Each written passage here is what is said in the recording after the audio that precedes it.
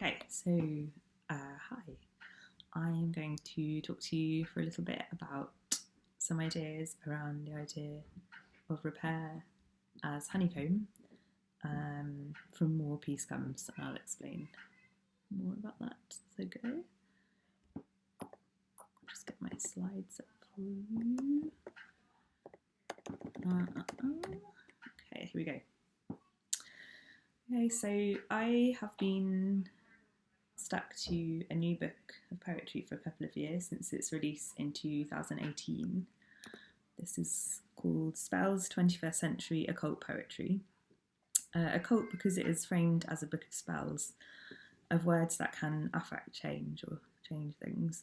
From the foreword written by editors Sarah Shin and Rebecca Tamas on words, to know one's place becomes a profound art in the broken open. This is the broken open is what they use to kind of describe the world. This isn't about God making the world with the word. It's about the witches who've been remaking the world ever since, unmaking the mess he made ever since that difficult birth. And later they say spells are poems, poetry is spelling. Spell poems are vehicles of change that take us beyond the borders of the rational into a place where the right words can influence the universe. And so these are quite kind of large, grandiose ideas within playful writing, playfully serious writing. And I'm concerned at the moment with how to make work or illustration work that treads this line between playfulness and intention, and how that illustration work can exist in print and online. An anonymous left accelerationist group, Borea Cubonics, write in their xenofeminist manifesto of memes. What requires engineering are the mimetic parasites arousing and coordinating behaviours in ways occluded by their host's self-image. Failing this, memes like anonymity, ethics, social justice, and privilege checking host social dynamisms at odds with the often commendable intentions with which they're taken up. You can read this on their website, the whole manifesto, and I've put a link at the end of the talk for you to check that out. So what I'm looking at here is in this world of cancel culture, virtue signalling, pristine moral expectancy online, how can we make images and words that hold onto their mystery and meaning whilst also encouraging discourse across differences in people, human and non-human, and every. What kind of draws me to this use of poetry alongside my image making is linked to an interest I have in emblem books and emblemata. These were books filled with hundreds upon hundreds of woodcut or copper plate illustrations paired with a motto and an epigram. Emblems were part of the creation or the being of Renaissance and Baroque universalist Western culture. John Manning talks in his book, The Emblem, of veiled utterances where meaning is generated by dislocation. The familiar, everyday, or commonplace is changed by virtue of being placed in another context. It has become a bearer of unexpected meaning, a metonym for a previously hidden reality. So with this in mind, I've started to think about how images and text and image combinations behave as culture today in an online context particularly, and how we can make work that might retain some mystery and also reparative power in such a vast memeplex, still kind of investigating or rebuilding what we are as humans. As a way to enter this on a more specific note for this forum, I began to search through the Emblems at Glasgow database, and I came across this emblem, Ex Bello Pax, Peace Succeeding War. So here's the epigram, and then there's a longer poem afterwards as well, but here's just the epigram, which reads, see here a helmet which a fearless soldier previously wore, and which was often spattered with enemy blood. After peace was won, it retired to be used as a narrow hive for bees. It holds honeycombs and nice honey. Let weapons lie far off. Let it be right to embark on war only when you cannot, in any other way, enjoy the art of peace. And this is a signature of many emblemata. They deal with paradox, puzzles, or thought experiments and changing of context. So returning to the ideas of rebuilding a human now that are in a similar way to the emblems. The Xenofeminist Manifesto I look to their ideas about technology as a way to heal the bodies of this world currently broken open, harnessing nature but rejecting the purity of a naturalised world. They propose the use of technology to imagine a future in which the realisation of gender justice and feminist emancipation contribute to a universalist politics, assembled from the needs of every human, cutting across race, ability, economic standing, and geographical position. So, where Emblemata had this kind of joint function of looking to the past and creating a new kind of culture, or reflecting it, or being part of it, they did also express the ideas of natural order of that time. So what I'm thinking about is how to think about things in a kind of emblematic way now, and what natural order is being assembled by our image culture, and what we're contributing to that ourselves. And in this kind of world of cancel culture and online moralistic supremacy, might it be a thought to lay down these kind of cultural weapons and or at least be aware of how we're using them, what they become, and I'm thinking of that honeycomb forming in the helmet of war. It's quite a nice metaphor. So Rebecca Tamas, who was the editor of the poetry book I spoke about earlier, I've kind of followed her a bit, and she recently has had published a small book of essays with Machina Books, Strangers, Essays on the Human and Non-Human. It's quite a lot about repairing relationships, looking through human eyes towards these non-human strangers. And for me, right now, this also shows a way to relate through the non-human to the human, so the other human and the human stranger that we don't, that is the other to us. In one essay called On Hospitality, Tamas writes about how to bequeath upon the non-human this ancient Greek philoxenia, or literally friend to a stranger, in particular through the writer Clarice Lispector and her encounter with a cockroach. This makes me think of those bees again inside the helmet's hood.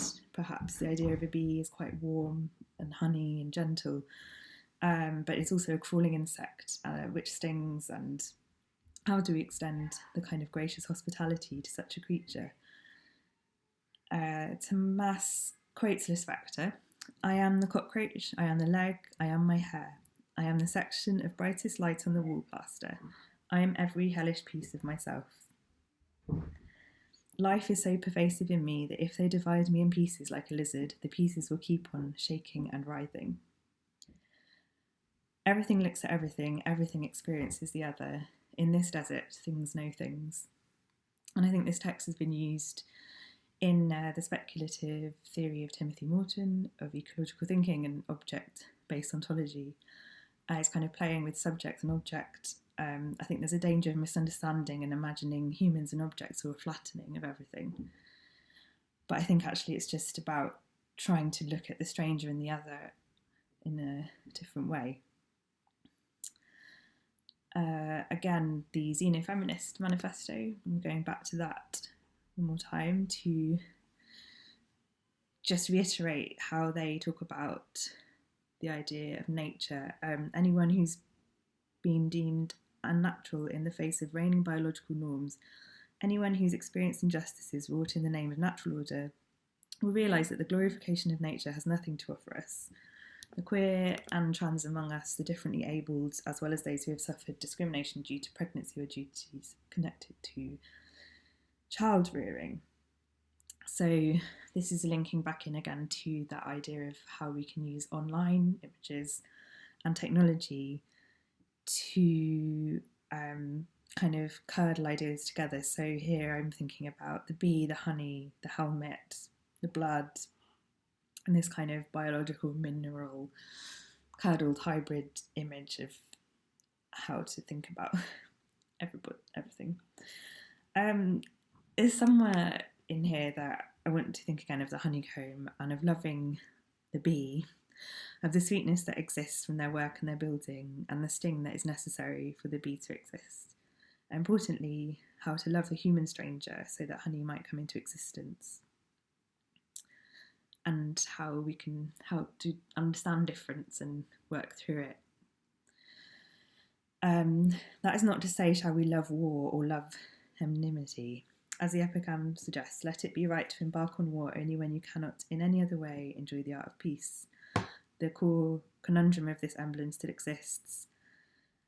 And in particular, we're looking here at the online memeplex rather than a state of kind of military opposition, but attempts to moralise images and to find a way out of that polarisation and out of an expectation for moralistic perfection. During this last year, I think it's become even more urgent to think about this, and especially as somebody making, as us making images. So, in this sense, can we look at the other and learn to love and see all as every hellish part of me? Using the emblemata as a primary research source or as a way to run this thought experiment, it shows me the possibility of image and text as an affective thing or an object that is part of the human. In my own practice, I continue to try these experiments out by working with text to create images that can exist in print or online using an emblematic strategy. So for this talk, I've just selected one poem from that aforementioned book, The Spelled Occult Poetry Book, and made a new little piece of illustration. And this poem seemed apt because of its use of honey and the likeness of honey to blood I can't ignore. I think as humans we've used this kind of bittersweet blood and honey idea. I've found that the word Balkan, for example, translate as blood, honey, bittersweet, just randomly. So this poem is, and it's also about voice, which is another thing that I think about when you're thinking about online images. What happens to the message of that image? I'm going to close by reading this poem by Jen Kaloha. She casts a kind of strange spell-like atmosphere with her playful writing. Her debut novel, That's All We've Got Time For, is published with Prototype Books, and she works prolifically as a translator for fiction authors. But here we go, it's called The Gift. I was born with a gift, passed down from the sirens on my father's side, the banshee of my mother's, the protective charm of song. Once when only a child, I made a woman weep with my singing. My throat closed up not long after that from a particularly ruthless curse. Some years ago, at the moment of my certain suffocation, and not without an amount of effort, I managed to whisper a lullaby to myself, and it soothed my nerves and body, and every knot unravelled. I became a river. I knew then it would always be my greatest source of power. I can increase my potency by sipping on honey, lemon, hot water, oily black coffee, gaseous black tea, cortado, water of the coconut, by sucking on a salt tablet, a birthstone, a lozenge, by snacking on creamed opals, topped with a trickle of gems, shards of citrine, aventurine, tourmaline, almondine, negating the produce of the cow, the goat, the sheep. Even at my most lacklustre, I am better than men. They think it's all about the words, that mouthing or howling or pronouncing them is enough. Casting occurs in the space where body and song harmonise. The catalyst is sincerity, and sincerity requires no specific tone or volume. You just have to mean it. When I say mean it, I mean your intention must always be to save your own life.